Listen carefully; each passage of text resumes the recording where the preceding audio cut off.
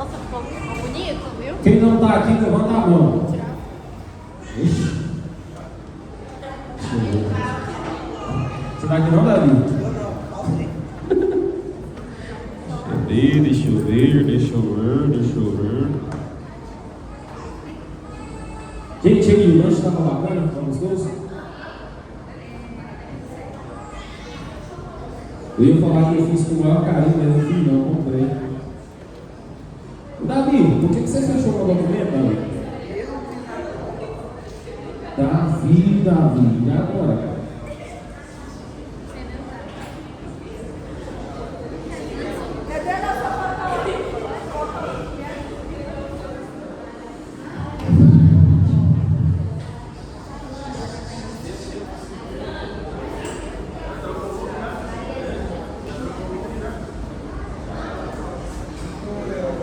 E a foto? Tira aí. Vem, César. Pode vai.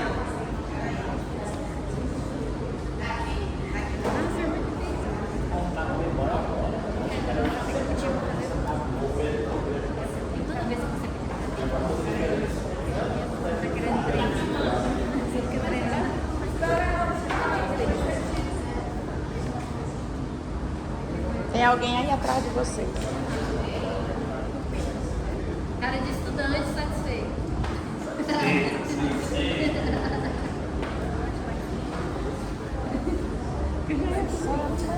Beleza? Peraí.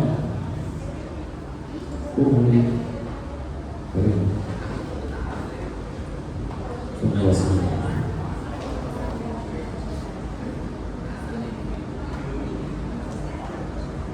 Eu acho melhor você colocar bem aqui, Lucas. Ó. Vai nada. Fica até melhor.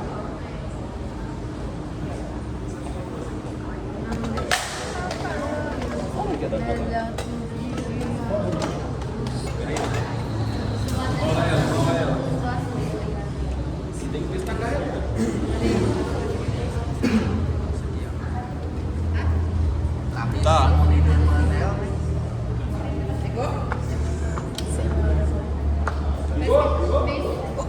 Quer que eu aperte aqui do play, hein? Quer que eu aperte do play? Câmera do PA. Já tá negociado, tio. Já tá entrando. Ah, já tá? Já. Já tá carregando? rapaz. Eu acho que ele tá gravando já. Tá. Gravando, né? Tá gravando? Põe o menino na fralda aí, né? Mostrando o que você já mandou. Eu acho que ele vai ter que sentar atrás. Meu Deus. Sai daí, mano. Ei, Manu, vai pra trás. Sai daí, cabeça. Não, você tem que ir do lado do Will.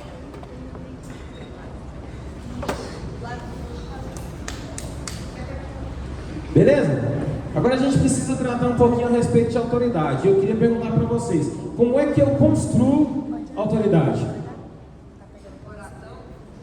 Com oração, intimidade. O que mais que vocês acham? Você. E aí, como é que eu construo autoridade? Fala alto, gente, vocês acabaram de lanchar. Com a minha fé. O que mais? Intimidade com Deus.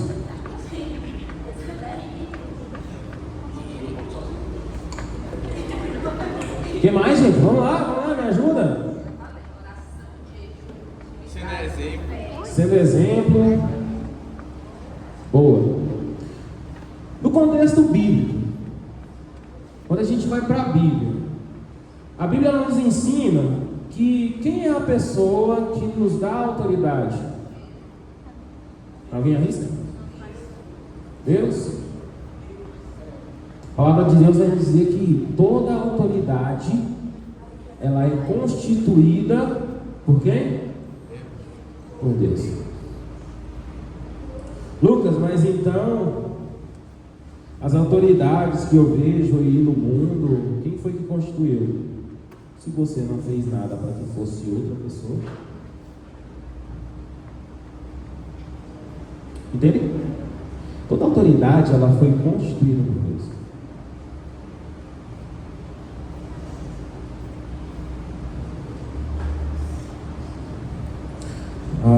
como eu já disse, a Bíblia nos ensina que não há autoridade que não venha de Deus. Portanto, as autoridades governamentais que nós temos, as autoridades espirituais que nós temos, a autoridade espiritual dessa igreja, por exemplo, ela foi constituída por Deus. Não é à toa que já fazem 20 anos que o nosso... 24? 23 anos que o nosso pastor está aqui nessa igreja e é a mesma pessoa. Se fosse algo constituído por homens, vocês acham que estaria aqui ainda o mesmo pastor durante esse tempo todo? Sim ou não? Com certeza não. Eu me assustei. Com certeza não.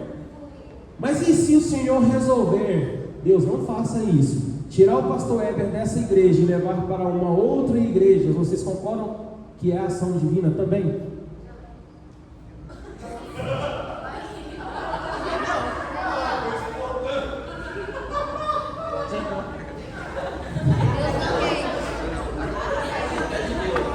Gente,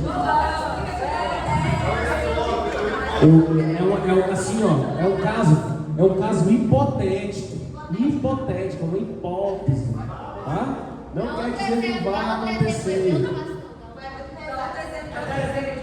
Mas presta atenção, o mundo espiritual, o reino de Deus, ele está em constante movimento. Pode ser que o Senhor precise do pastor Heber em um outro lugar, em uma outra geografia, e se for da vontade dele, sim, vai acontecer. Deus, que não seja da sua vontade. Amém? Porque a palavra de Deus nos fala que não existe autoridade que não venha dele. E como eu já expliquei para vocês que o reino de Deus ele está em constante movimento, pode ser que o Senhor precise dele em outro lugar, em uma outra geografia. Tem um amigo meu, o missionário Jonathan. Olha só que loucura. Eu chorei, no caso, Eduardo chorou. Mas deixa eu contar a história para vocês aqui rapidinho, só para contextualizar. O Jonathan era um cara que era muito louco, doido, chapado, varrido. E o Jonathan aceitou Jesus e começou a fazer tudo por Cristo. E aí o Senhor chamou o Jonathan começou, se tornou missionário. E aí ele trabalhava aqui em Goiânia e tal, e do nada o Senhor chamou ele, não vou trabalhar mais não, eu vou vir para a obra. O cara doido demais. E começou a viver para a obra aqui em Goiânia, ia para os Ribeirinhos. Aí do nada o Senhor chamava ele pegava o ônibus em Ribeirinhos. Até que o Senhor falou, olha, Jonathan, eu preciso de você aqui. Sabe o que o Jonathan fez? Ele pegou as coisas da casa dele, móvel, televisão, o que tem dentro de casa? Geladeira, mesa, cadeira, cama. Vendeu? Deu tudo o que ele tinha. Presta atenção. Cara, a fé que ele tem, eu queria ter metade. Tá bom? Ele pegou, ele deu tudo o que ele tinha. E eu questionei ele, mano, por que você deu? Ele falou, porque o Senhor me deu. Não cabe a mim vender. O Senhor chamou o Jonathan para Ribeirinhos, ele está lá. Ele foi com a esposa, os filhos, e deixou tudo que ele tinha aqui. Então, se o Senhor te chamar para ser autoridade em uma outra geografia, apenas diga sim e vá. Eu não sei se, sinceramente, eu tenho acho que uns 19, 20 anos que sou cristão. Eu acho que eu não teria tamanha maturidade para ouvir a voz do Senhor e simplesmente dar tudo o que eu tenho, deixar a minha geografia e ir para a geografia que o Senhor me direcionou. É por isso que eu comecei essa palavra dizendo que o reino de Deus está em constante movimento e pode ser que o Senhor precise do Heber em um outro local, em uma outra geografia. E a missão dele como um servo, para que serve o servo? Para servir. É isso. Assim como o Jonathan fez. E ele está fazendo um trabalho lindo. Só para contextualizar vocês, antes de entrar aqui na mensagem, na palavra, Ribeirinhos é um lugar onde os pais vendem as suas filhas a troco de 1 litro de gasolina. E talvez você fale assim, mas são filhos adultos. Não, crianças. Ele está inserido nessa comunidade. E hoje, eu estava conversando com ele outro dia, ele falou, Lucas, e aqui já está chegando a questão do tráfico humano. Vocês sabiam que isso é realidade no Brasil? O tráfico lá. Não, mas lá. Na região dele, na região que ele está inserido hoje, ele disse que está chegando isso aqui, que é a questão de sequestrarem criancinhas e levarem para fora, tirar todo o sangue e fazer sei lá o que. Entendem? Então o Senhor chamou ele para ser uma autoridade nessa geografia. Então fala assim comigo, toda autoridade é instituída por Deus. O dever de todo servo é dizer sim. Entender que o Senhor chamou e dizer sim. Amém? Amém?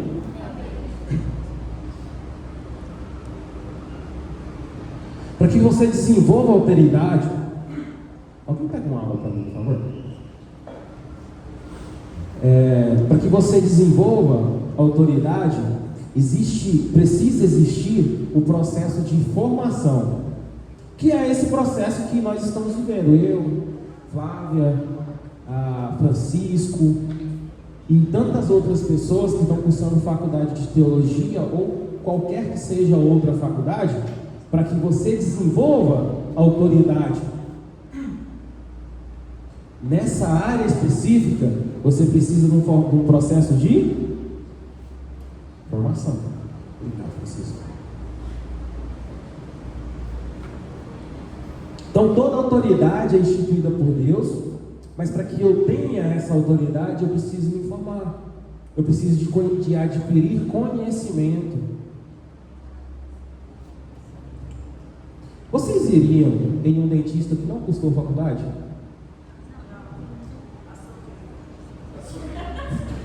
Melhor, hipoteticamente, você teve um problema de coração e você precisou fazer uma cirurgia de peito aberto, que é a cirurgia de coração, beleza? Você iria em um médico que não tem o conhecimento adequado, não tem faculdade? Que não é exatamente, que não é cardiologista? Do SUS. Você iria?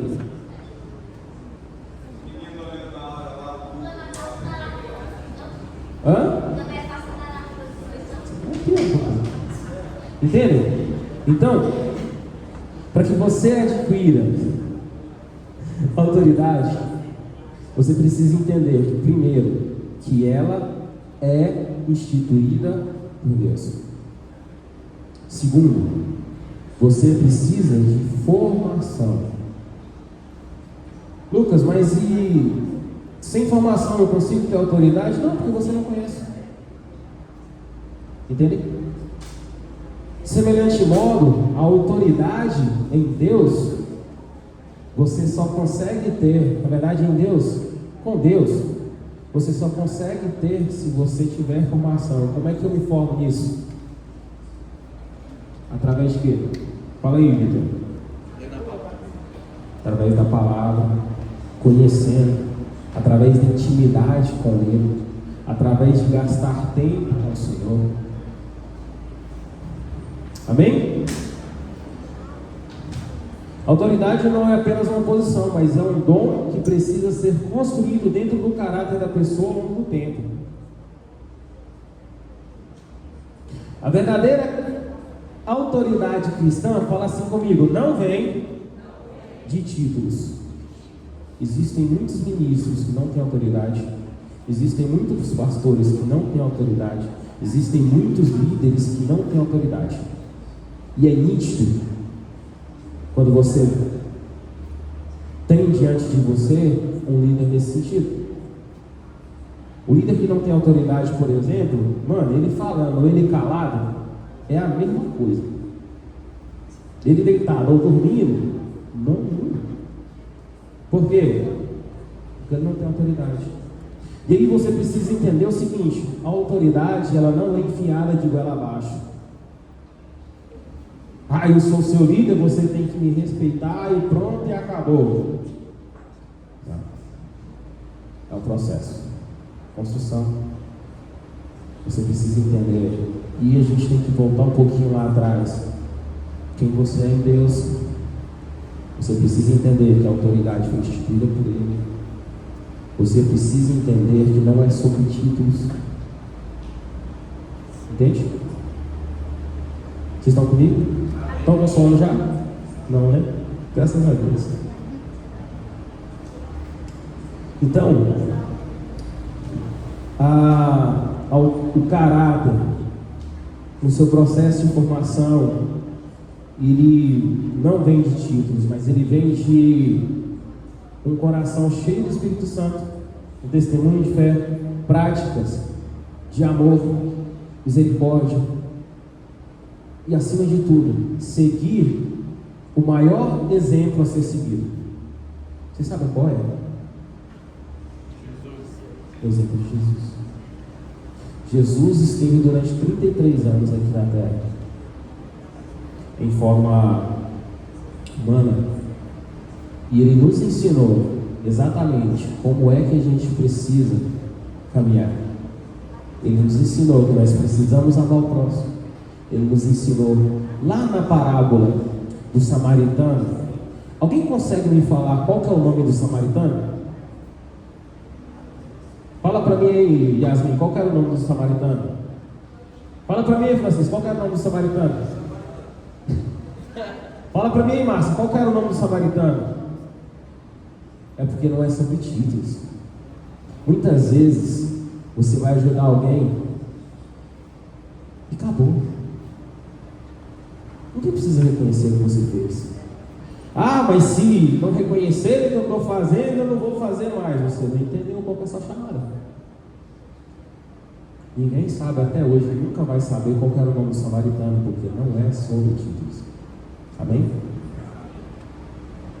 É sobre o coração cheio do Espírito Santo de Deus, um testemunho de fé, práticas de amor, misericórdia e o exemplo do Senhor Jesus Cristo nos deu. Amém? Jesus Cristo, Ele tinha muita autoridade naquilo que Ele falava.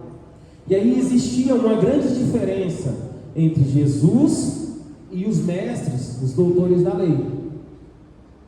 Vocês sabem me falar uma breve diferença entre Jesus e os doutores da lei? Alguém chuta aí? Chuta aí, Danilo. Qual que era a diferença? Jesus acreditava, tinha fé e praticava. E eles só achavam, tipo assim, eles queriam colocar uma doutrina que eles achavam que era certa. Talvez? Pode ser. A grande diferença é, ambos tinham conhecimento. Jesus também era mestre. Amém? Mas Jesus tinha autoridade. Ele tinha a revelação da palavra. E os mestres, eles apenas conheciam. Eles não praticavam. E eu ouso dizer que os mestres, eles utilizavam do conhecimento que eles tinham para manipular o meio em que eles estavam inseridos. E isso não é autoridade. Primeiro, porque não foi Deus que instituiu. E segundo, porque eles não tinham a revelação da palavra. O ateu, ele conhece a Bíblia tanto quanto você. Qual é a diferença dele para você?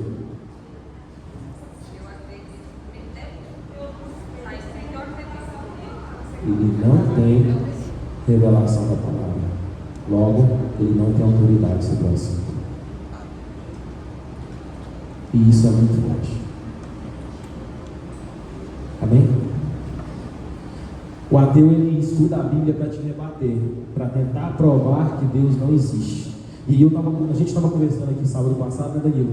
Falei, cara, mas é muito louco isso, porque como é que eu vou acreditar que nós somos gerados do nada? Uma explosão, bum, gerou. E aí a gente entende que se a mão estiver um pouquinho mais baixo, a terra é inundada. Sim,